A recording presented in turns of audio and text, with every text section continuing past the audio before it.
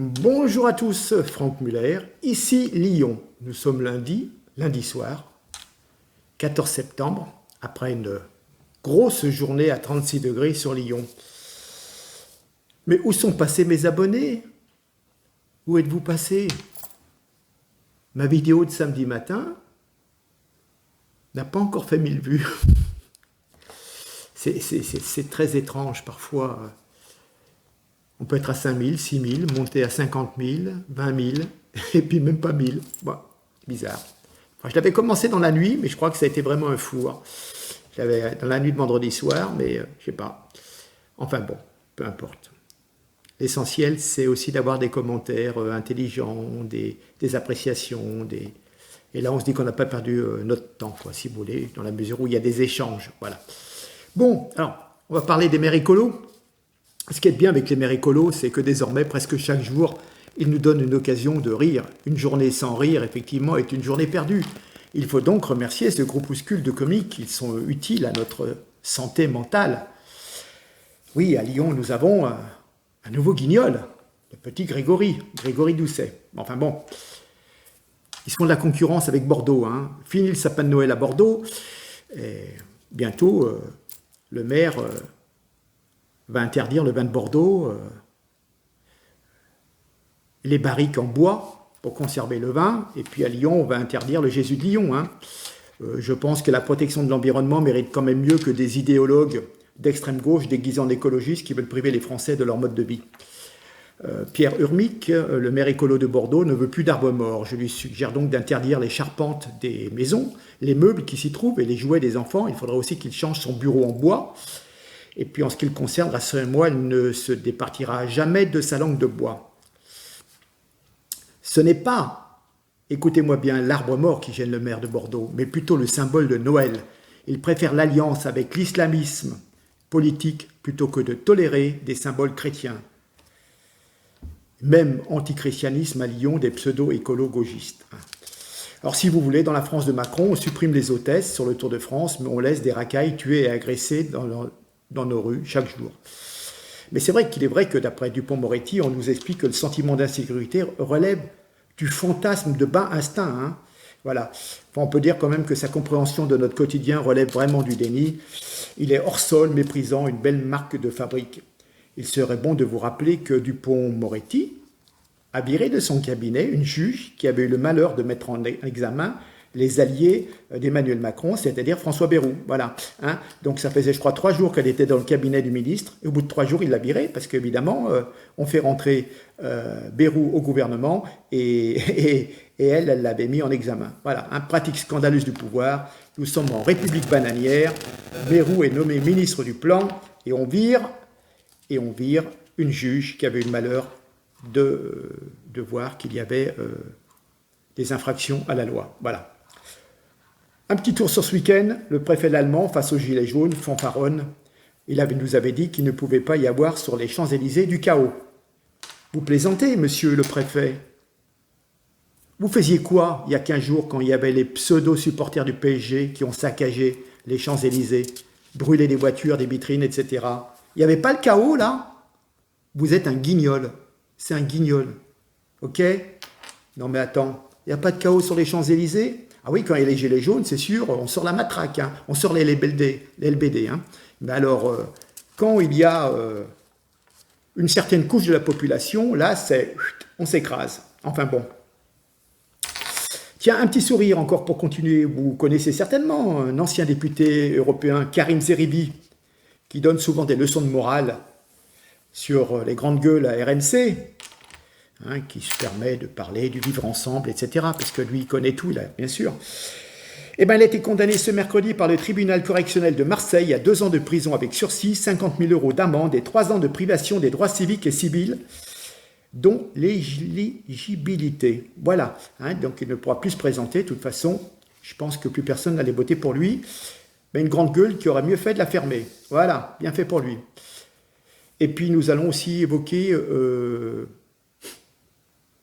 le squat. Le squat, je vais vous en parler. Alors, là aussi, une adjointe, Anne-Claire Bou, adjointe d'Hidalgo à la ville de Paris, Europe Écologie Les Verts. Qu'est-ce qu'elle nous dit? commettre une infraction, c'est-à-dire forcer la porte d'une maison pour l'occuper illégalement, c'est légitime quand on est dans le besoin. Ben alors, il faut vraiment être bête et con pour ne pas voler à Paris quand on est pauvre. C'est bon, la coupe est pleine. Allez, je vous laisse 15 secondes et je reviens vers vous.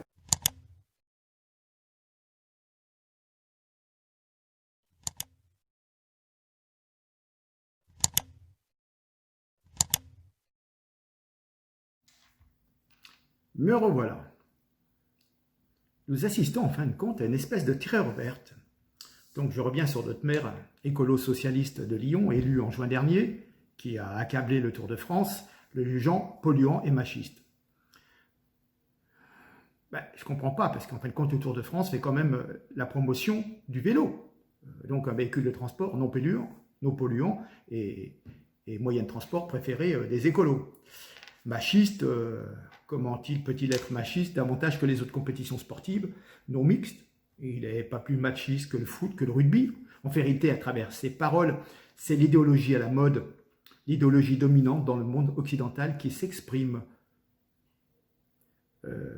La logique même, on souhaite tout mettre, faire table rase de tout ce qui vous rattache au passé, à vos racines. Le Tour de France donne l'image même de la France moisie, comme ils disent, depuis 120 ans. C'est à leurs yeux fondamentalement franchouillard et ça incarne tout ce qu'ils haïssent jusqu'à vomir. Évidemment, le Tour de France, c'est le mâle blanc et la populace.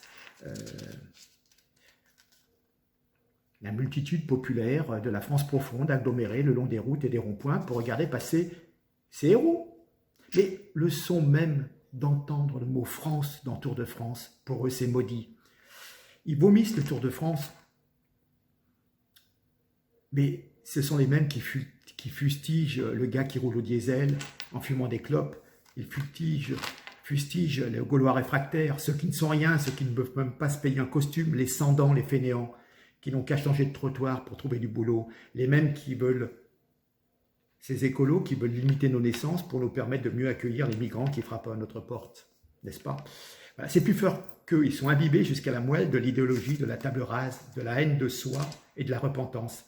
Ils veulent éradiquer tout ce qui leur fait penser à l'image d'une France traditionnelle qui leur donne littéralement envie de vomir. Bravo aux courageux électeurs lyonnais qui, par leur abstentionnisme massif, 60%, et leur naïveté puérile, ont porté au pouvoir sur le plan national ou dans des grandes villes ces professionnels du mépris qui sont imbibés, leurs cerveaux sont imbibés d'idéologie. Sous une apparence d'angélisme, ils reflètent l'hystérisation et la poussée aux extrêmes, gauche et droite du débat politique français. S'attaquer au Tour de France au mois de septembre, franchement, ce Tour de France est quand même un peu moribond, victime du Covid, qui n'intéressait plus grand monde quand même. Voilà. Ce monsieur le maire, on dirait qu'il tire sur une ambulance, vraiment quelle lâcheté. Mais enfin, en qualifiant le Tour de France d'épreuve machiste et polluante, le maire de Lyon s'est attiré les foudres de tous les amoureux de la grande boucle, et avec des arguments surannés complètement bidons. Lyon accueillait quand même le Tour de France, quelle façon d'accueillir ce Tour de France au bout de 7 ans d'absence, en critiquant quand même. Voilà. Donc en fin de compte, M. Grégory Doucet a pris le maillot jaune de la connerie, bien sûr. Déjà que l'arrivée était quand même relativement confinée, parce que cause Covid, les gens sur le parcours ont pu voir, mais l'arrivée, le départ, c'était complètement bloqué, confiné, interdit. Voilà. Alors déjà, ce maire, c'était illustré il y a quelques jours. Il y a ce qu'on appelle depuis 1648, je crois, le vœu des échevins à Lyon, c'est-à-dire que les autorités municipales, le maire va présenter une médaille qui est bénie par l'archevêque, et voilà, c'est pour attirer la protection de la Sainte Vierge sur la ville de Lyon. Enfin bon, voilà, c'est une tradition. Bon, on a quand même des racines chrétiennes en France. Bon. Non, monsieur n'a pas souhaité rentrer dans l'église, voilà. Mais c'est bizarre, je crois que le jour même ou le lendemain, il a trouvé quand même le temps d'aller, inaugurer la construction d'une mosquée, de poser la première pierre. Voilà. Alors je ne comprends pas, il veut être laïque, mais en même temps il s'occupe de la mosquée, alors là je ne comprends pas. Bon, enfin, moi j'ai compris, mais pour ceux qui ont voté pour lui, j'espère que vous avez compris aussi. Voilà. Enfin bon, ce monsieur dit que le Tour de France est machiste, mais enfin bon, il connaît absolument pas le Tour de France. Hein. Les époques Anquetil, Poulidor, Armstrong, aujourd'hui c'est terminé. Hein. Voilà, ça a progressé quand même. Hein. Le Tour, bon, il y a eu quand même des tours féminins, mais bon, il n'y a quand même pas assez de sponsors et de public. Voilà, hein. Mais je crois que Jeannie Longo a gagné 1 ou 2 tours. Voilà. Hein. Donc ça n'attirait pas les médias. Si les médias ne sont pas attirés, ne font pas le battage, bon, on ne peut pas organiser une compétition sportive. Hein, c'est une question d'argent. Hein, voilà. Je crois qu'il existait en 84 et en 2009, je crois. Hein. Voilà. Mais d'ailleurs, Christian Prudhomme l'a rappelé en disant, mais écoutez, on avait fait un Tour de France féminin, mais bon, ça n'a pas marché. Voilà. Enfin, il faut quand même savoir que la patronne du Tour de France est une femme, hein, Marie-Odile Amaury. Hein. Les groupes Amaury qui organisent le Tour de France. Hein. Voilà. Et puis il semblerait que d'ici 2022, peut-être qu'ils essayent de remonter quand même un Tour de France féminin avec l'histoire du Covid. Voilà. Bon, fini les jeunes femmes séduisantes qui accompagnaient la remise des maillots. Maintenant, on est dans l'égalité des sexes, un homme, une femme de chaque côté du coureur. Voilà. Hein. Mais bon, il y a quand même beaucoup de femmes qui gravitent dans le milieu du cyclisme. Hein. Voilà. Et bon. Il parle également de pollution. Effectivement, il y a une certaine pollution, mais enfin, il faut quand même savoir que toute la caravane jette une quantité folle de gadgets, qu'on appelle des goodies, mais même les bidons des coureurs, quand ils ont fini de se désaltérer, mais de toute façon, tous les spectateurs, les aficionados du vélo vont tout de suite récupérer sur le sol ces gadgets, hein, ces échantillons et tout, et voilà, on ne peut pas dire qu'il y a une pollution du Tour de France. Alors évidemment, il reste le plastique qui est limité aux emballages alimentaires, et puis il y a les vestiges que laissent les spectateurs qui sont installés au bord de la route. Mais il y a également des organismes qui se chargent après un petit peu de nettoyer la nature. Et puis on essaie d'éduquer les spectateurs qui sont au bord des routes, hein, qu'ils se fassent une poubelle et puis qu'ils la déposent à un certain endroit, voilà. Donc, monsieur Grégory Doucet est maillot jaune et en même temps le maillot du meilleur sprinter. Hein, voilà. Il sprint vers de nouvelles inepties. Hein, voilà. Enfin bon. Il va conserver son maillot jaune pendant 6 ans, à n'en pas en douter. Hein, il semble bien parti. Hein, voilà. Alors, comment dire, j'ai vu un truc. Alors, vous voyez, écologie, en fin de compte, il est nul. Et c'est pourquoi? Parce que M. Doucet, maire de Lyon, c'est un monsieur qui est spécialiste du vélo, a dit il veut lutter contre l'empreinte carbone. Hein. Alors, qu'il donne déjà l'exemple avant d'ouvrir sa grande bouche. Hein. Il a un bike de ville qui est une marque Ridgeback, cadre acier, une marque anglaise, mais les tubes sont venus de Chine. C'est une usine immense qui se fout bien de l'empreinte carbone. Donc ces tubes de son vélo sont arrivés dans des supercargos, hein, le genre de bateau qui aussi se fout de l'empreinte carbone. Les tubes sont soit assemblés en Angleterre, soit parfois en Chine. Hein. Donc quand même un sacré voyage pour le vélo de ce monsieur. Hein. Voilà, il a traversé son vélo la moitié de la planète. Hein. Donc question empreinte carbone, voilà. Hein, si au moins il pouvait rouler sur un vélo Look qui est fabriqué en France à 100%, ça serait déjà mieux pour, disons, vouloir donner des leçons aux autres. Alors, je ne parle pas de son casque Décathlon, qui est aussi fabriqué en Chine, qui a fait le même voyage. Je te laisse calculer l'empreinte carbone que tu nous laisses avec l'engin sur lequel que tu roules, et au final, tu pollues peut-être tout autant qu'une personne en voiture. Hein, on est d'accord? Et ben voilà. Hein, comme quoi, parfois, on peut mieux tourner sa langue plusieurs fois dans sa bouche avant d'émettre des bêtises. On va parler du squat. Ouais. Vous savez, ce monsieur, enfin, je vais y revenir.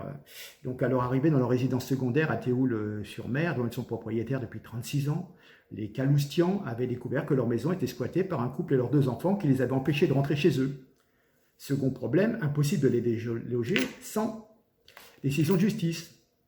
Les indésirables étaient au total restés plus de 2 semaines à l'intérieur. Mais il y a quelques jours, une violente dispute avait éclaté entre les époux squatteurs et l'altercation avait provoqué l'intervention des gendarmes et l'interpellation du mari nommé Abdellah Z, placé en garde à vue pour violence conjugale et relâché depuis. La mère de famille avait, elle, quitté les lieux avec ses 2 enfants. Donc Abdelaziz a fait l'objet d'une convocation devant le tribunal correctionnel de Grasse pour violation de domicile, et ça sera jugé le 27 octobre. Et puis donc, évidemment, sa femme, son épouse, a sollicité les services d'un avocat au barreau de Nice. Voilà. Elle a dit qu'ils n'avaient pas changé les serrures et il n'y a rien qui est cassé. On nous a donné les clés pour entrer, nous, on n'a pas changé les serrures. Voilà. Et ben, je peux vous dire qu'on a un second témoignage.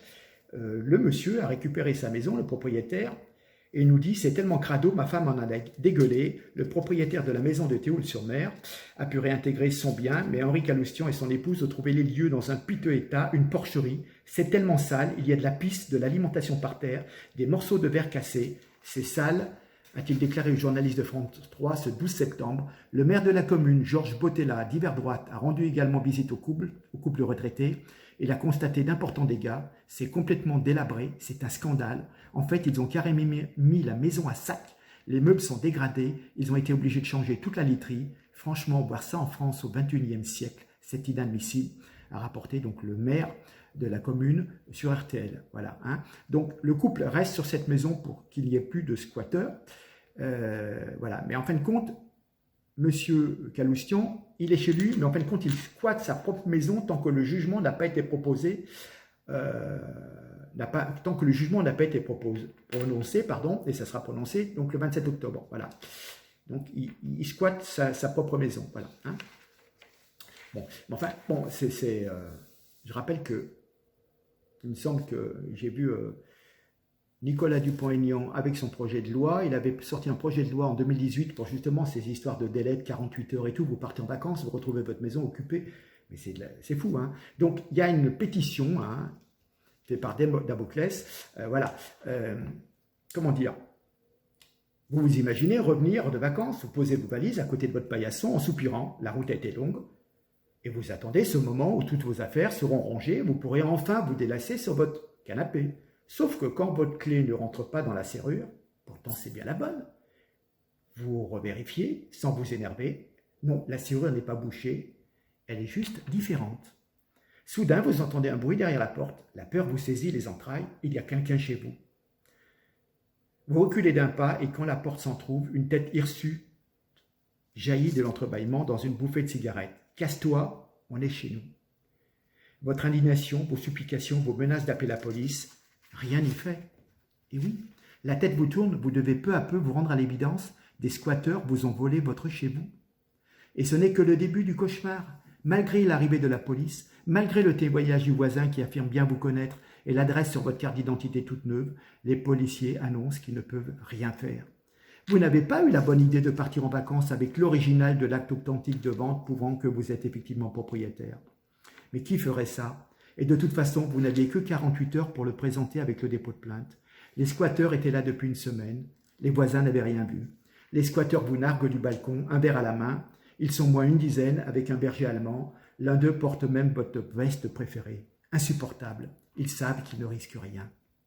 La moutarde vous monte au nez. En vous éloignant avec les policiers sûrs de votre bon droit, vous laissez entendre que vous allez revenir, reprendre votre maison, dès que les squatteurs auront le dos tourné. Après tout, c'est votre maison. L'un des agents, une policière, vous regarde avec compassion. Franchement, je vous le déconseille. Vous savez, eux, ils risquent 1 an de prison et 15 000 € d'amende. Mais si vous cherchez à revenir par la ruse ou par la force chez vous, vous risquez 2 fois plus. Mais c'est notre maison, répond le propriétaire. Je sais, monsieur, mais c'est la loi. Alors sachez-le, le squat de votre maison peut arriver n'importe quand, dès que vous partez quelques jours. Les squatteurs sont organisés, ils connaissent parfaitement la loi et savent en profiter. En 2 temps, 3 mouvements, ils changent une serrure.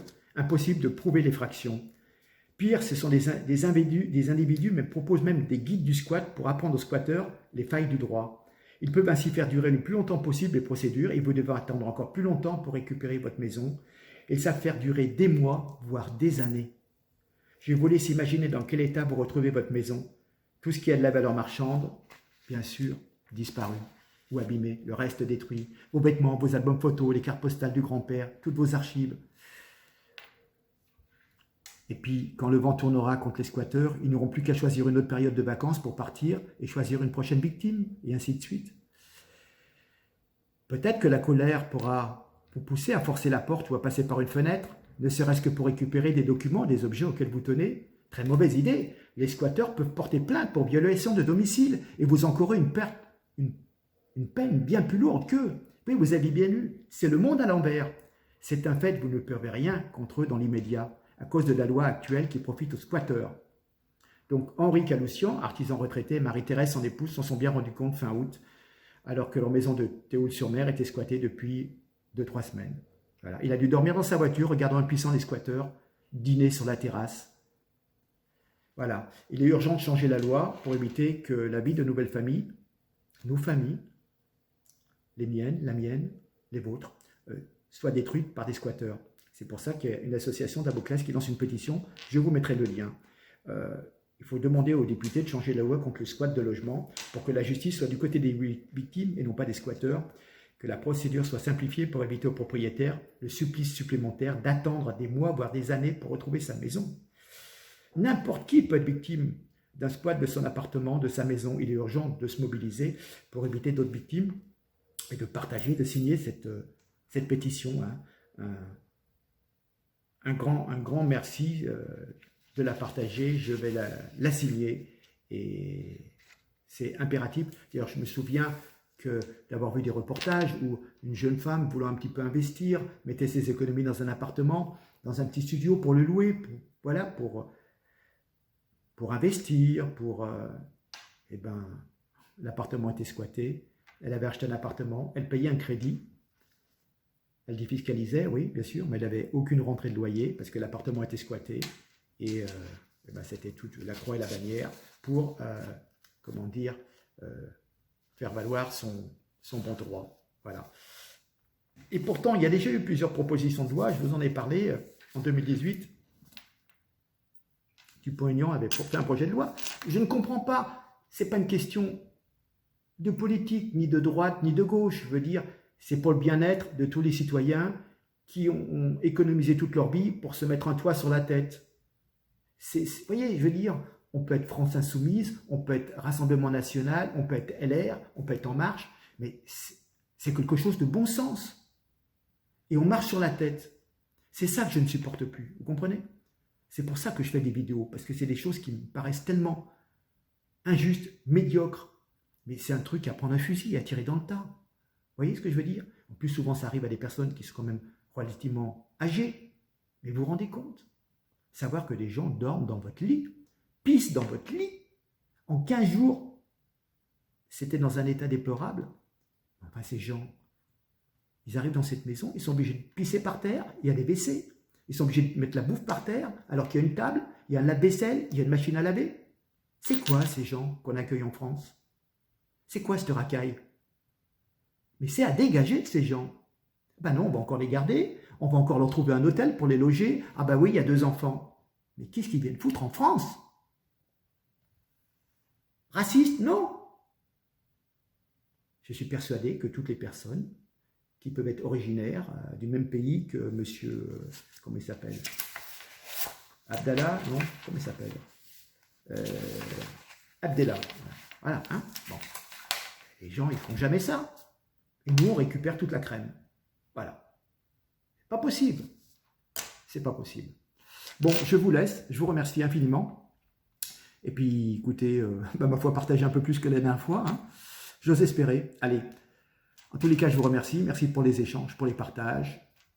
Abonnez-vous, partagez. Puis alors, je suis toujours bloqué par Facebook, encore 3 jours. Hein. Donc, effectivement, je n'ai pas pu partager ma vidéo dans les groupes. Donc, ça s'est ressenti hein, quand même, ouais, énormément. Allez, en tous les cas, je vous remercie infiniment pour votre attention. Et je vous dis à très bientôt. Allez, je compte sur vous. À bientôt.